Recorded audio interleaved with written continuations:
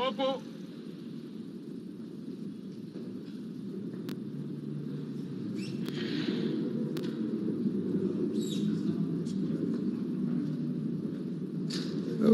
Monsieur le Président de la République. Bonjour à vos illustres homologues ici présents. Je suis Mamadou Koné, ancien professeur d'histoire et de géographie, conseiller technique à la direction des archives et du patrimoine historique des Forces armées, secrétaire permanent de l'Association des Amis du Musée des Forces armées. Excellences, Messieurs les Présidents, les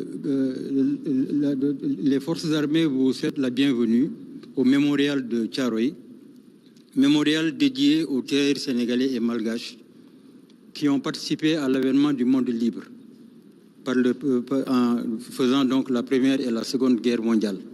Et c'est à ce titre que ce mémorial est érigé pour leur rendre hommage. Aujourd'hui, nous sommes là pour le vernissage d'une exposition dont le titre est Thiaroye 44, une mémoire blessée. Avec votre autorisation, on va commencer la visite du... Alors, ici, donc, Thiaroye 44, une mémoire blessée. Quand la Seconde Guerre mondiale a éclaté, comme pour la Première Guerre, la France s'est adossée à notre continent pour venir puiser des soldats et aller défendre la métropole française. Alors là, nos tirailleurs, quelques 63 000, ont été propulsés comme ça en France sur les théâtres d'opération.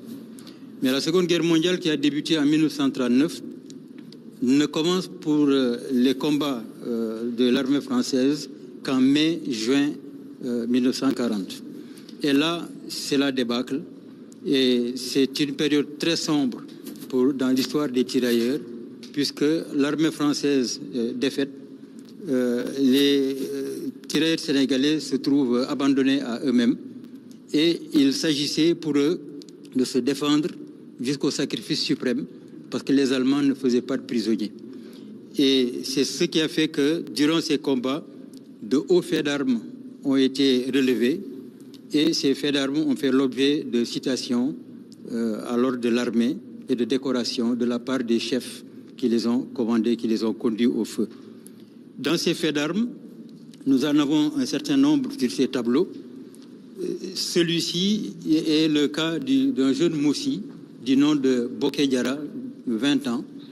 Et comme les Allemands avaient développé une tactique nouvelle que l'on ne connaissait pas dans la stratégie militaire, qui consistait à faire une attaque massive, ce qu'on appelle donc dans l'histoire la guerre éclair. Cette guerre éclair a pris de court l'armée française qui, derrière la ligne Maginot, attendait ce qu'on appelle la drôle de guerre. Et quand les Allemands ont fini d'occuper la Pologne, la Belgique, le Luxembourg, c'est en ce moment-là qu'ils se sont tournés vers l'armée française. Et les combats ont été de courte durée, puisque en quelques semaines, l'armée française est défaite. Mais les tirailleurs sénégalais, valeurs et vertus africaines en bandoulière, se sont comportés en de véritables guerriers. Et là, Boké Diarra était dans une position où une escadrille allemande, donc des avions allemands, allaient les attaquer et avaient fait exprès pour voler à basse altitude pour mieux larguer leurs bombes sur les cibles. Mais Boké Diarra a gardé son sang-froid et a pu, avec son fusil mitrailleur, endommager un des avions, un dormier, et l'autre a été abattu. Il a eu le temps de recharger son fusil, donc pour abattre le deuxième avion. Et là, ce sang-froid, ce courage, cette bravoure est un fait d'armes qui a été sanctionné par une citation à l'ordre de l'armée. Il faut signaler, Excellence, que ces faits d'armes sont tellement nombreux et ce sont les chefs blancs qui ont annoncé ça à la hiérarchie militaire qui a décidé donc de donner des médailles militaires, des citations à l'ordre de l'armée. Et souvent, ces tirailleurs étaient blessés. Et malgré les blessures, parfois qui étaient des blessures handicapantes, ils ont continué à se battre et ils ont réussi à sauver leur unité, ou en tout cas à permettre à certaines unités de se replier, et eux, ils ont été souvent sacrifiés. Alors, il y a également le fait qu'on disait, depuis la Première Guerre mondiale d'ailleurs, que les tirailleurs, donc quand il n'avait plus de chefs blancs qui ont été mis hors de combat, n'étaient plus qu'un troupeau d'individus. Donc pour dire qu'ils n'avaient pas la capacité de mener des combats, de mener des hommes. C'était archi faux, puisque là, le cas de Souleymane Bathily, qui a donc perdu ses chefs, a réussi à se ressaisir, à regrouper quelques tirailleurs et à se battre. Et souvent, malheureusement, le problème des tirailleurs, c'est qu'ils n'avaient plus de munitions.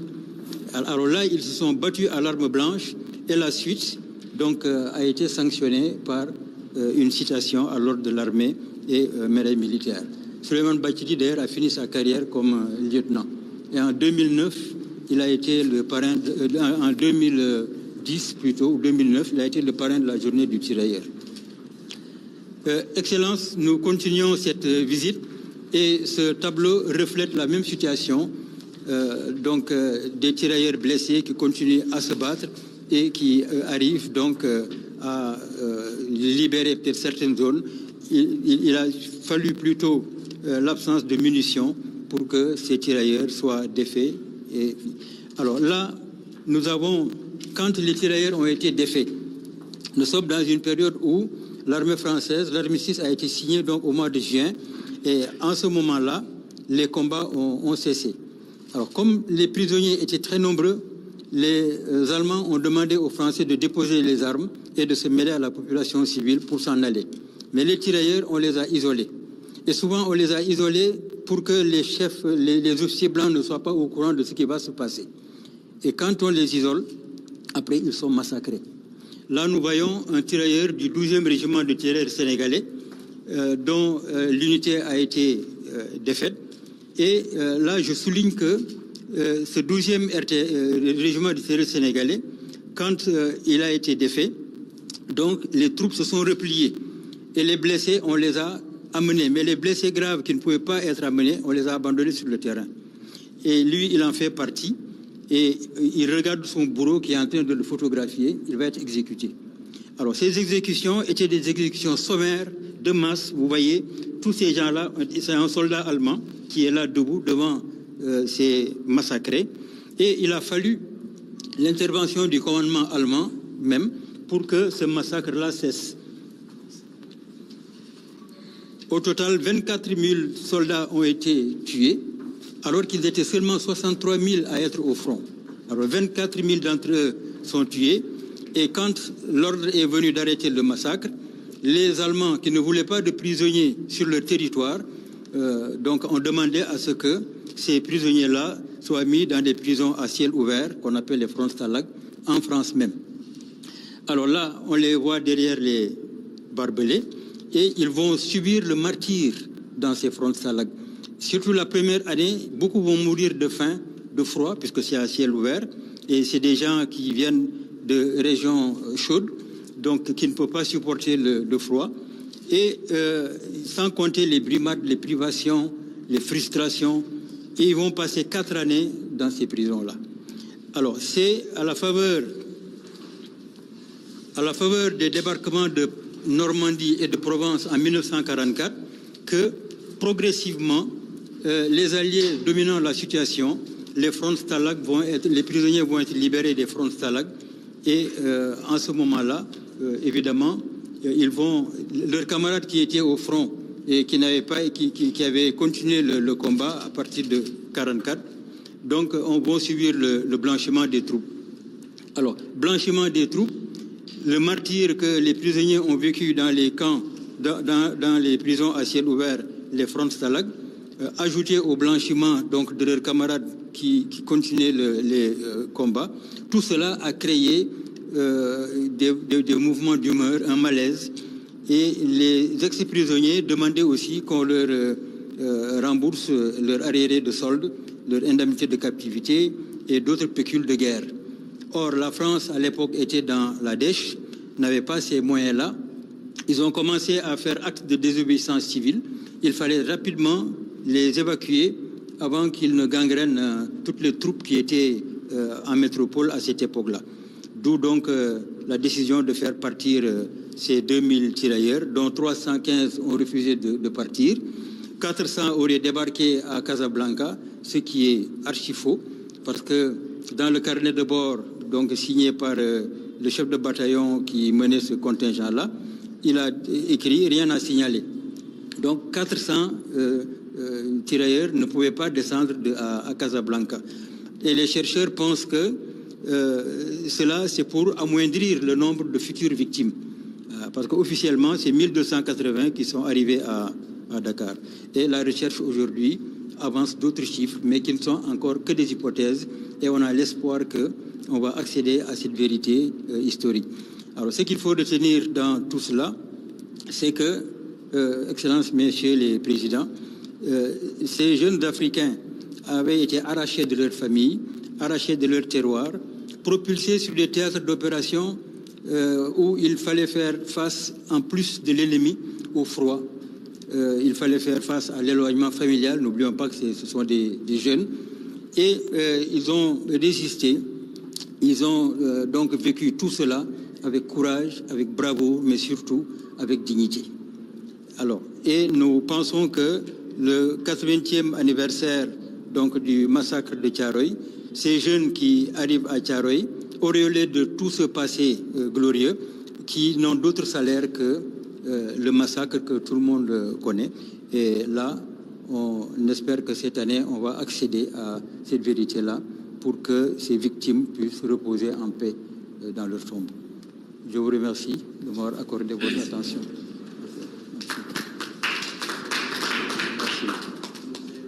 Les chefs de délégation à venir embarquer pour le départ, à l'exception des chefs d'État, les chefs de délégation.